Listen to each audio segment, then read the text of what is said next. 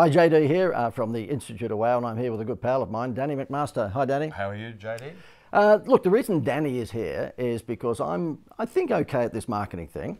But Danny has been an entertainer in Australia for many years. You're talking about the Hey Hey It's Saturdays and Australia's Funniest Videos and all the Tonight Shows and so forth. Entertains overseas, he's on cruise ships all the time. And he has a pretty good perspective on marketing as well. And that's why I thought I'd get him involved in these little Facebook, LinkedIn sort of segments. One of the things I wanted to bring up to Danny is the crazy world that we live in terms of bad signage. Danny, I always say to people, you know, signage is absolutely 100% the most important offline marketing tool. Would you agree? I would say so, yeah, because it's one that catches your eye in the first place and what keeps your eye on that sign. Absolutely. And there's so many little hotels I see. If you're driving between the Gold Coast and Sydney or Vicky Verka, you'll see on the Pacific Highway there hotel signs which are just awful. And you know, the hotel itself may not look too bad, but the signage on the outside of it looks like the Bates Hotel, and no one's going to go there. I mean, I say time and time again, just fix your sign and you'll fix your business. And coming up on your screen right now, okay, is probably one of the world's worst signs that I've seen, and these people, in many others' opinions, would fall into the category of being dickheads, because this sign here, have a look at it, it says that we have the best coffee in Queensland, or we sell the best coffee in Queensland. Now, Danny does impersonations. He's probably Australia's #1 comedian impersonator, and he knows a particular person from America that enjoys coffee. Who would that be? Al Pacino. What would he have to say about something like this? Hoo-ha! That is the worst sign I have ever seen pertaining to the sale of coffee. It wouldn't get me in the shop. I wouldn't be there. I wouldn't do it. I wouldn't drink it. I wouldn't set foot in there. I would just give that place a wide berth. And of course, you know what you're talking about, because I think you've been the spokesman for Victoria Coffee, I think it was, wasn't it? Victoria coffee. I mean, it is the best coffee in the world. And I don't think that place actually would be serving that stuff, because Victoria would want a better sign. Oh, now that's interesting. Actually, you bring that up, because I don't know what brand coffee they do have in this particular coffee shop as we bring the sign back up again, but let's hope it's not Victoria, because this particular movie star would get pretty pissed off with that. There's not much of a footpath to walk on either. Get around that sign, you'd have to trip over that sign. You'd remember that sign only because it caused you an injury. That's all I'm saying. That's all you say. Listen, I want to bring one other thing up too, is that let's showcase, if you don't mind, a coffee shop that knows what it's doing. And this one actually has a spokesperson who is also a movie star, George Clooney. I won't get you to do George Clooney, but the point, you look like George Clooney, but don't you? Well, George Clooney looks like me. Fair but enough. anyhow. Fair enough. Anywho, this one here, have a look at the Nespresso coffee shops. They know what they're doing, okay? And that's an experience when you walk in. And back to me, because it is all about, well, Danny and me.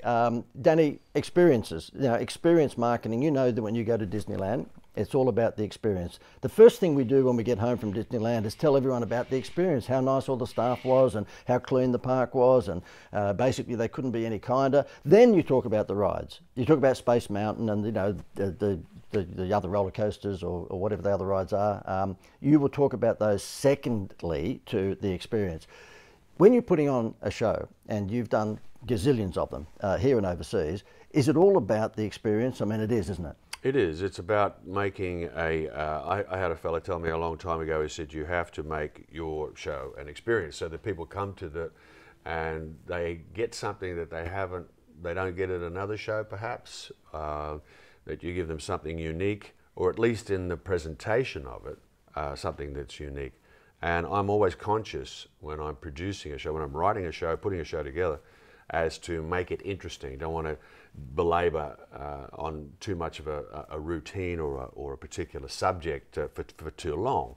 And you have to make it something to relate to the audience itself on a certain level. So it's a storytelling thing, isn't it? Yeah. It's a storytelling. So that they can identify with it and things like that. So yeah, you've got to keep it interesting. And I have to say to you is that there's a lot of connection with marketing and entertainment. I'm not saying that because I've been fortunate enough to work with the guys like this and the Seinfelds of this world and so forth. There's no question that, you know, when you bring a spokesperson who has notoriety to the table, they can bring a lot of attention to your product or brand. No question about that. However, the thing is that there's a lot of I guess, similarities in entertaining and marketing. I actually tend to say to people that what I do is enter training, and I'm not trying to be smart about that. It's actually providing people with what we're doing right now, talking about a coffee shop, that sign that you see up on the screen, but at the same time doing it in an interview sort of fashion like this with someone who's very skilled in entertainment to make it interesting.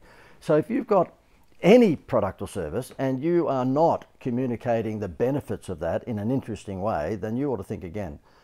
Danny, I've got this thing called the Wheel of Wow, I call it. Everyone's got their own little sort of formula, and I've just called mine a wanky name, the Wheel of Wow.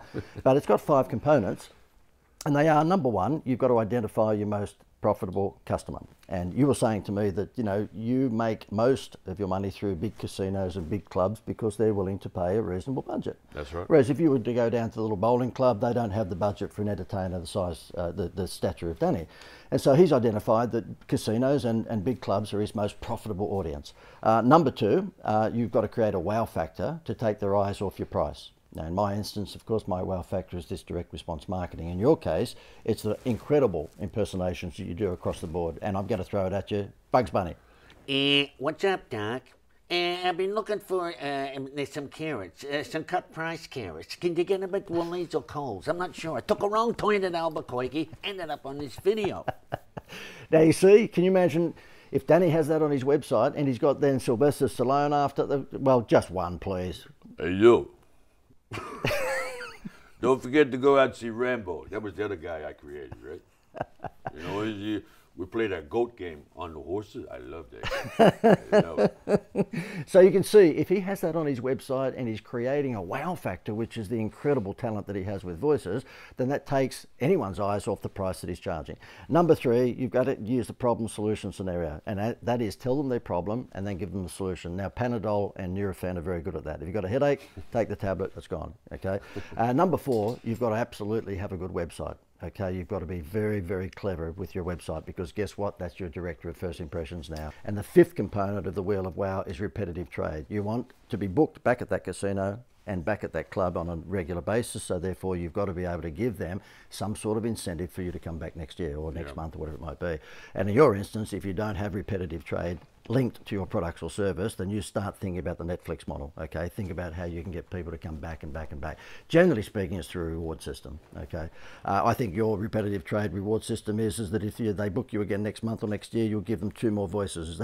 Yeah. You try and change up the jokes sometimes, and you think of different routines. Something comes into the local, public domain, yeah, and you just sort of, we'll talk about that. Everybody's talking about it, so this character will have a take on that, So if Trump, I know Trump's in the news every day, but if Trump had said something silly lately, you'd get Trump and make a bigger deal out of it. I'd make sure that he'd be right on it. It'd be the best comment you've ever heard about it. He has a lot of comments, only has good comments, only has the best comments, and those would be a comment that he would make.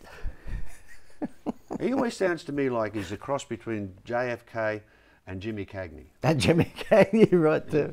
It's not what your country could do for you, but what you could do for your country. And yeah, you dirty rat. And I always say about it, and sometimes it gets a little bit hoarse and things like that, so it changes. I've got to try and get through these interviews, by the way, which is tough. So hopefully you found some value in that in terms of both marketing and a bit of fun at the same time. If you want to get more of this stuff and you want to know how to market your products or services, there's a link above or below us or beside us somewhere. So just click that and we'll talk to you next time. Thanks, Danny. Thank you, Jody.